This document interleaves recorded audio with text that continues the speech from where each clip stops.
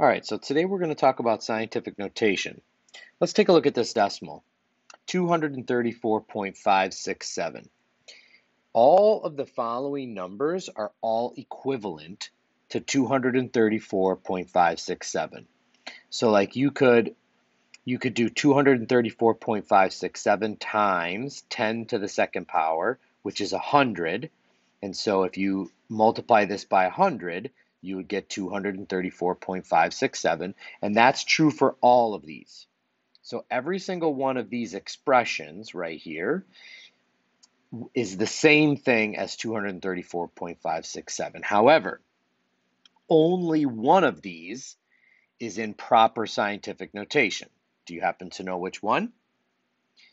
Well, hopefully you picked this one right here. This is the one that's in proper scientific notation. Why? Because the number out front is between 1 and 10, and then it's times, and then 10 raised to an exponent. So, scientific notation is, we're going to say scientific notation is D times 10 to the n, where D is a number in between 1 and 10. Now, it can be 1, so notice I use less than or equal to, but it can't be 10, so it has to be less than 10. So it can be like 9.9 repeating, but it cannot be 10. And n is our exponent. Okay, that tells us basically the magnitude. Notice that this is times, so this can't be plus, minus, it can't be a division sign, has to be times. So one thing that we need to be able to do is we need to be able to convert numbers. I don't know why this one is down here. Let's get that out of the way. That's 4.5 times 10 to the negative 6. Okay, we'll deal with that one in a minute. So in order to convert numbers that are in scientific notation, or any other type of similar to scientific notation, all we have to do is we move the decimal point, the number of digits that we see in the exponent. So here I have a 4. So what I mean by that is, if your exponent is positive, you're going to move to the right. And if your exponent is negative, you're going to move to the left. So watch what happens here.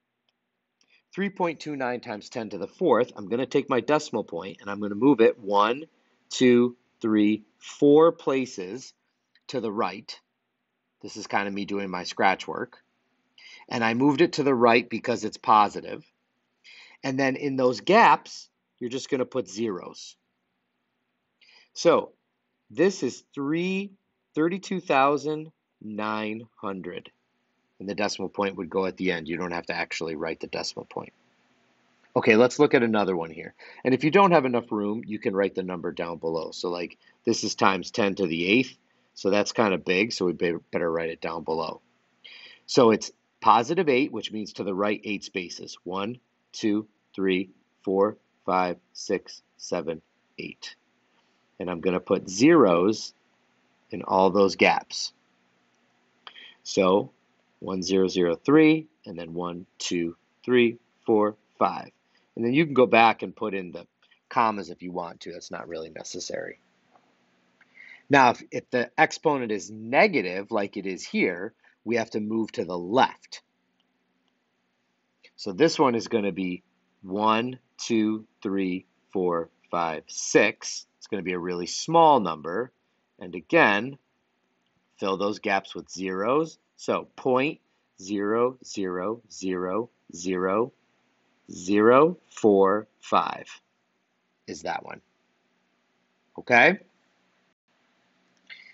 Now, we also need to be able to take a number and convert it into scientific notation. Okay, so in this case, the first two are pretty easy. We have to make a number that's between 1 and 10 like we talked about. So we're going to move the decimal point to right here. That's going to give us 8.712. So now I know that the beginning of my scientific notation is 8.712 times 10 to the. To figure out what the exponent is, do the opposite of what you did on the last page. So 1, 2, 3, 4, 5, 6, 7, 8, 9. I had to move it 9 spaces to the left, so that's an exponent of 9. Now you might be confused. You might go, wait a minute, I thought if we were moving to the left, it was a negative exponent. Well, that's if you're going from scientific notation to the conventional number. So like if I went scientific notation, like here, I would move the decimal place to the right 9 spaces, which is exactly what this is. A simpler way to think about it might be positive exponent is a really big number, negative exponent is going to be a really small number like this one down here. Where's the exponent going to, or the decimal point going to go here? It's going to go between the 3 and the 1 to give me 3.1 times 10 to the what? 1, 2, 3, 4, 5. And it's a really small number, so it's negative 5. Okay, now, these ones I put down here because we need to be able to convert numbers that are like in a sort of scientific notation, but not exact. Remember, 329 cannot be the number out front. It has to be a number between 1 and 10. So here again, I'm going to end up putting the decimal point right here. And then I'm going to end up moving from 1, I got to move it 2 more spaces in addition to what it already is. So that is a plus 2. So what does that mean? That means that my actual scientific notation is 3.29 times 10 to the, I already had 10 to the 4th, and now I'm adding 2 to it. So I actually have 10 to the 6th. So what about this one? Same thing here. 1, 2, 3 spaces I had to move it. That's a plus 3. So that's going to give me 8.9 times 10. I already had 10 to the 10th, and now I'm adding 3 more to it. So that's 10 to the 13th. Let's do one more. I'm going to write it down. How about if we did 0.0021 times 10 to the negative 3rd, let's say. Okay, well, this is not proper scientific notation because this is not between 1 and 10. So what do I need to do? Well, the decimal is going to move between the 2 and the 1, only this time it's moving to the right. That's a negative 3 spaces.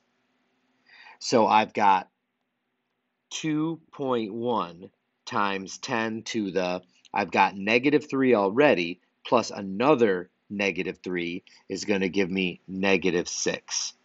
So when you're converting from like this scientific notation-ish to correct scientific notation, if you have to move the decimal point to the left to get it into proper notation, then that's a positive move, and you add that to this exponent. So you'd be a plus 2, and you add that to whatever the existing exponent is.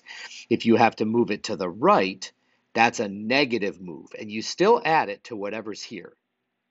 So if this was a 5, let's just say a positive 5, then this exponent would have become 2, because 5 plus negative 3 is 2. So you add your move plus your existing exponent in order to get the proper scientific notation. That's a little bit tricky, but we'll practice it a bunch so that you get the hang of it. And that's it.